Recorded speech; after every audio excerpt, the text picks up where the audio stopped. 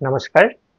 North east light ষ্টুডিঅ'ৰ তৰফৰ পৰা নৱবৰ্ষৰ প্ৰথম দিনটোত আমি সমূহ উত্তৰ পূৰ্বাঞ্চলবাসী ৰাইজক লগতে গোটেই বিশ্ববাসীক সাদৰ সম্ভাষণ জনাইছোঁ, স্বাগতম জনাইছোঁ আৰু শুভেচ্ছা ৰাখিছোঁ যাতে অনাগত দিনবোৰ সুখ শান্তিৰে ভৰপূৰ হয়।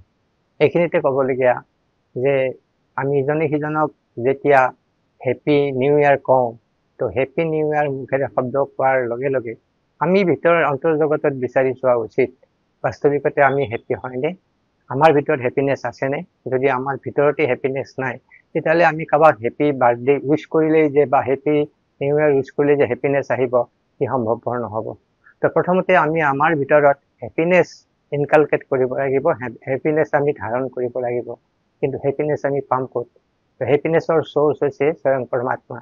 তো পৰমাত্মাৰ সম্বন্ধে জানি পৰমাত্মাৰ লগত সম্বন্ধ স্থাপন কৰিলে তেওঁৰ পৰা হেপিনেছৰ পাৱাৰ আমালৈ প্ৰসাৰিত হয়, আৰু সেই পাৱাৰ যেতিয়াৰে আমি ভৰপূৰ হওঁ তেতিয়া আমাৰ পৰা বিস্ফোৰিত হেপিনেছে আনকো হেপী কৰি তোলে।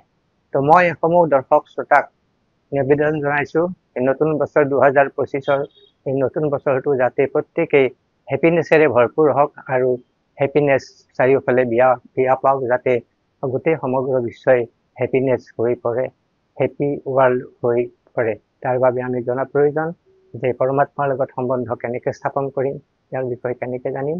আহক নৰ্থ ইষ্ট লাইট ষ্টুডিঅ'ই এই সম্পৰ্কে বিভিন্ন কাৰ্যক্ৰম চলাই আছে, ইয়াৰ লগত জড়িত হওক আৰু নিজৰ জীৱন ধন্য কৰাৰ লগতে সমাজ জীৱনকো ধন্যবাদ কৰে। নমস্কাৰ, ওম শান্তি।